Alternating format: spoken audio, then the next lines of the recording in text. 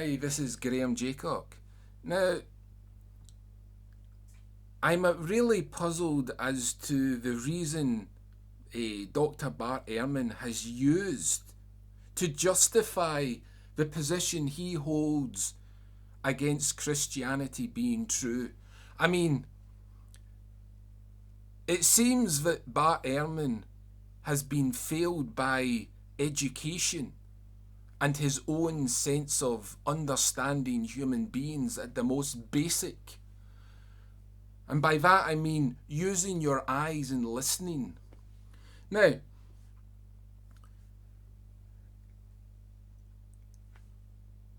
Dr. Bart Ehrmann, in a video, from Apostate Prophet, he raised the question, which was puzzling for him. He said, if the story of a resurrection is true, why aren't all the historians not talking about it? I mean, Bart Ehrmann, this is a disgrace to your intelligence, really. But I will answer it with a question. But first, I just want to point out that when you have a debate, you always go through the list of qualifications a person has.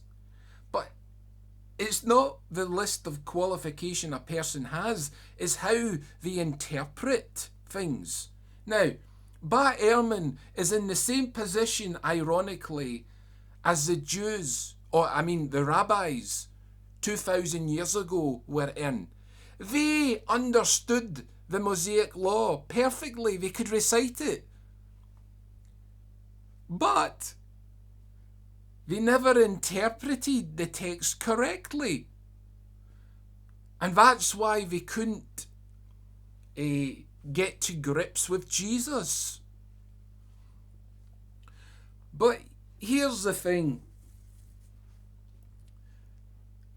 Bart Ehrmann is puzzled as to why historians are not talking about the resurrection if it's true. Now, Bart Ehrmann, I want you to cast your mind back to a certain time in the UK's governmental history. And Professor David Knott was employed, right? He was a chemist. Well, he still is a chemist, I guess. But he made a conclusion, right, from the scientific discipline, and he concluded that alcohol is dangerous, right? Now, my list of questions runs like this. Is Professor David Nutt a well-respected chemist within his discipline?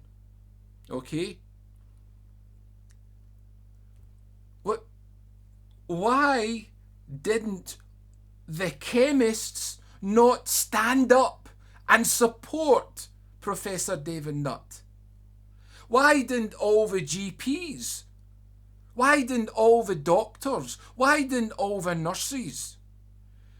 Because with all the wealth of their education about health and what they know about their body, and what they witness in their personal lives, they never had the courage to stand up with Professor David Nutt because of one thing.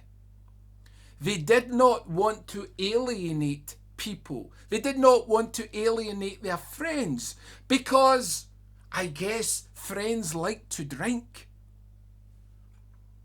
So, I remember a comment by Dr. Tour, another chemist, and he said, scholars are cowards. And I agree. The world is full of cowards. And cowardice is the reason why things do not get to the point of finding a solution or getting the truth out there. So that goes to answering this bizarre question Dr. Bart Ehrmann seems to hold as being important. I mean, Bart is a bit like Bart in the Bart Simpson, basically. He's just lost the sense of being truly human. Not getting up and not getting to the point where life is ludicrous. So Bart, you have to question lots of things in life, then you will find peace. Now, there was an article that I passed through on Facebook, and it was saying that, and there was a picture of Ricky Gervais, and the science has concluded or came out with the idea that people with high intelligence are less aggressive. Now, I find this very bizarre. I mean, Jesus Christ was not aggressive, okay? But he came with a sword and caused conflict. He drove a mother and daughter apart. He drove a father and son apart for the sake of God. But he didn't do it in an aggressive way. So, I mean, all these psychologists who are saying high intelligence means less aggression really is... I'm dumbfounded by that suggestion. Ted Bundy was highly intelligent, but he was highly aggressive. Putin is highly intelligent, but he's highly aggressive. And there's different forms of aggression.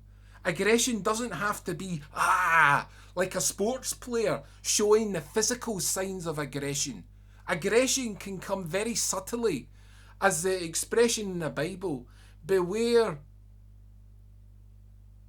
of a wolf in sheep's clothing. Now, so I think this video's come to an end, and I've definitely answered this bizarre question that Bart Ehrmann has suggested. I mean, is this the level of his rejection that because people in the history discipline don't talk about something, it means that it's not true?